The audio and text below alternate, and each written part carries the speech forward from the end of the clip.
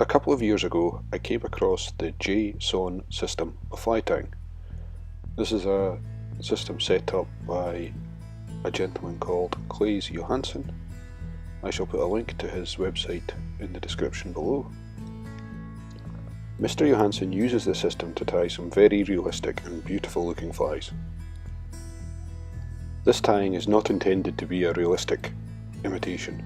I have simplified the JSON system for my own purposes. As you can see, I've tied on a GSP thread onto the detached body tool. Instead of this tool, you could use a needle. I'm now tying on some microfibet tails,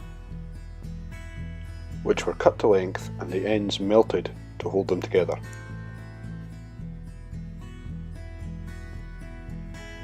Once you're happy that the tails are securely tied in, select your pre-cut length of foam. Here I am using the JSON natural coloured foam. Pull it into the tip of the tool and catch in with 3 turns of thread. You then take a turn of thread round the tool underneath the foam and position the thread where you want your next segment to be formed. Then again, apply 3 turns of thread around the foam. This process is repeated until you have formed a body of the desired length.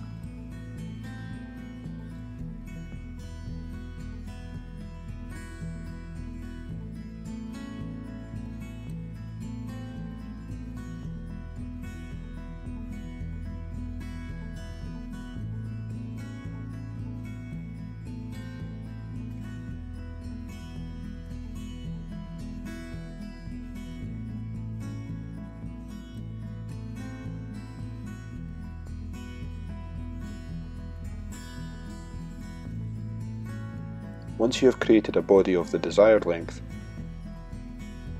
tie a whip finish over the last segment formed.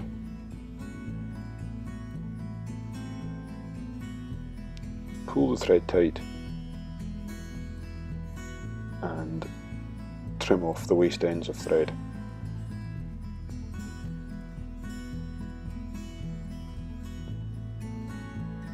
You can now slide the body off the tool and give it a roll between your fingers to make sure that everything's in the right place and the thread tension's distributed evenly.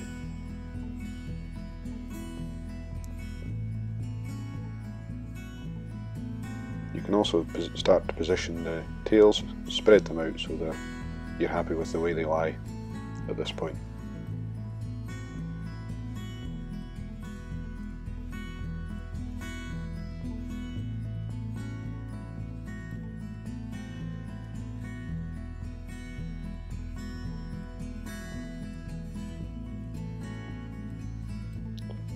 You are now ready to tie the fly proper. Mount your hook in the vise and catch in your thread. Throughout this tying I have used Veevus GSP thread in 30 denier. This is very strong and very thin and minimises any bulk built up. Once you've got your thread caught in, trim off the waste.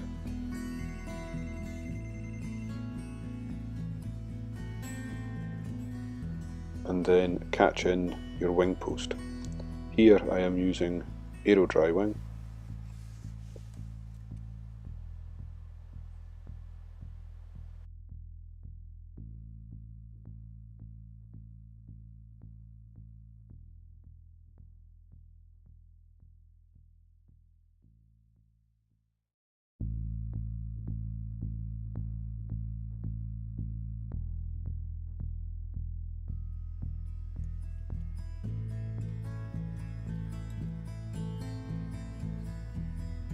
Once you've got your wing post tied in, you want to catch in your hackle.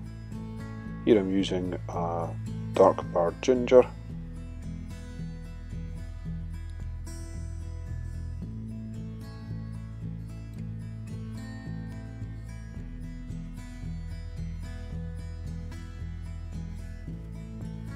You need to make sure you've got enough of the barbs removed to give you a clear space to tie in.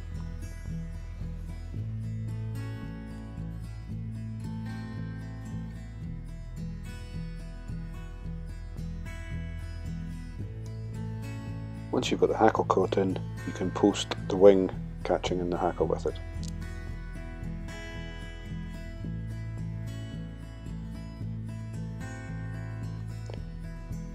This can be a bit of a footer at first, but once you've got going, it's simple enough.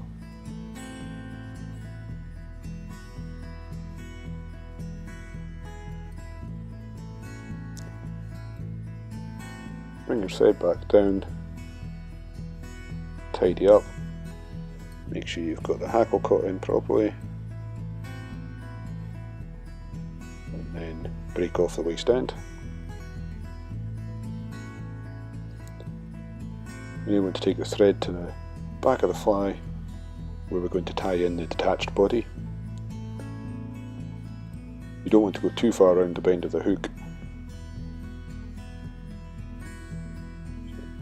Position your body and catch it in at the end of the last segment that you formed.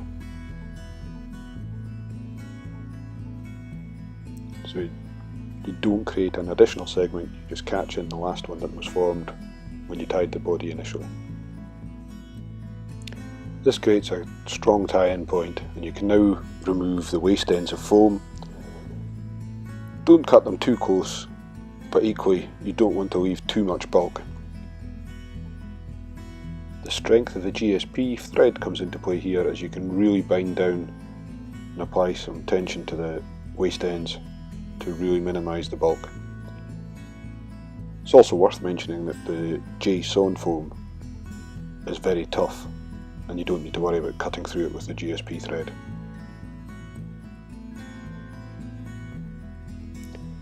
You catch in the waist ends of the thread from the body and trim off the excess.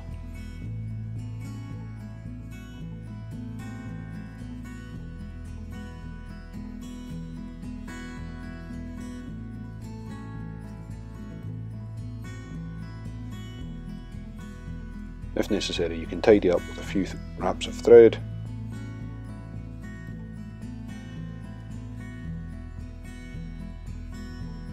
You then want to bring your thread back to the bottom of the extended body.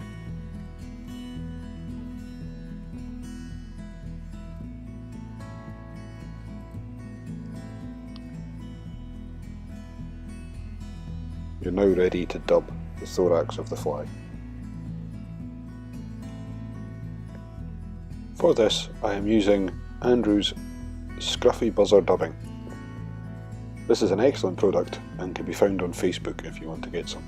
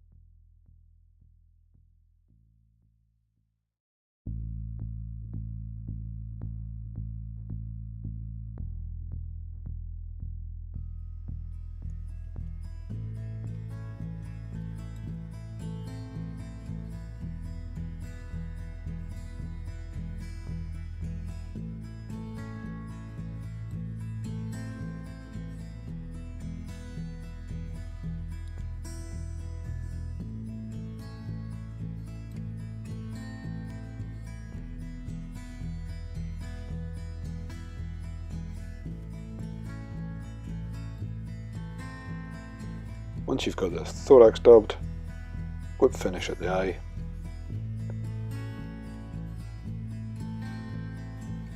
then trim off the thread.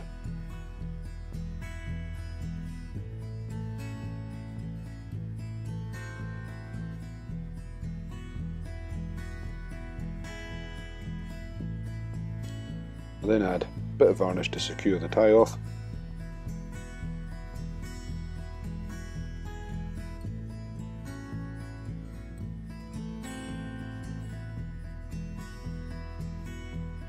The next stage in the tying is to wind the parachute hackle. To do this, I like to rotate the fly in the vise.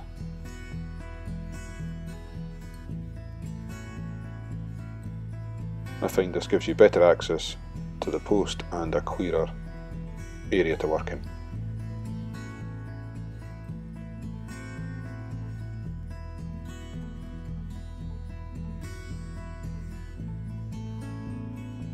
And to catch in your thread at the base of the post, try not to catch any loose fibres in. Once the thread's securely tied on, trim off the waste end and you're ready to wind the hackle.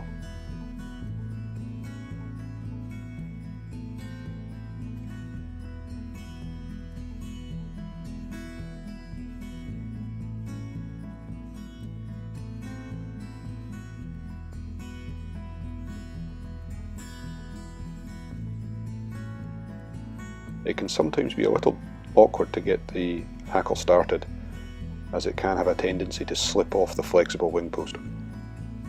However, once you've got the first couple of wraps, everything should stabilise and flow easily from there.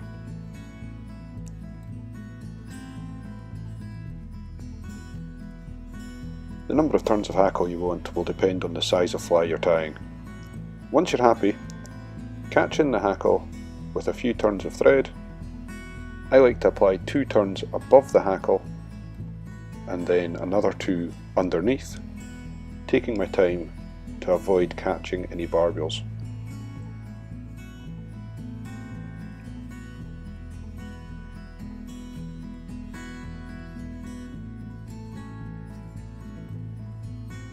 Once you've got the feather tied in, trim off the waste. I then like to add a whip finish to underneath the hackle, just to make sure everything's nice and secure.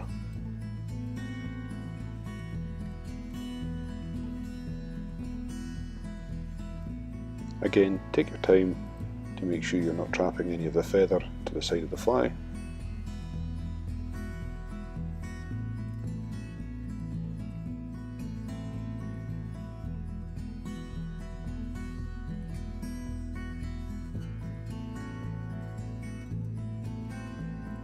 You then want to add a bit of varnish to the whip finish at the bottom of the hackle, just to make sure it all holds together.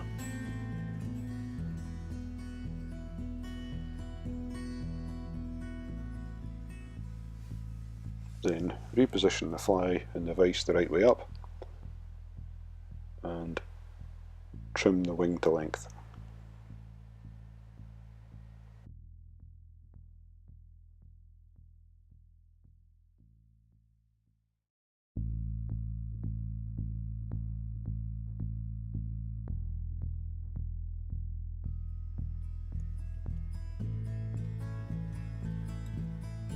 Again, check the position of your tails. All that remains after this is to colour in the body if you want. I'm no artist, but I like a combination of a dark olive and a dark brown, which gives a nice looking mottled effect. Of course, the coloration can be varied to suit whichever insect you're trying to imitate. It may of course be easier to colour the body earlier in the tying, when you first tie it onto the hook before you wind the hackle, as you've probably got more clear space to work in.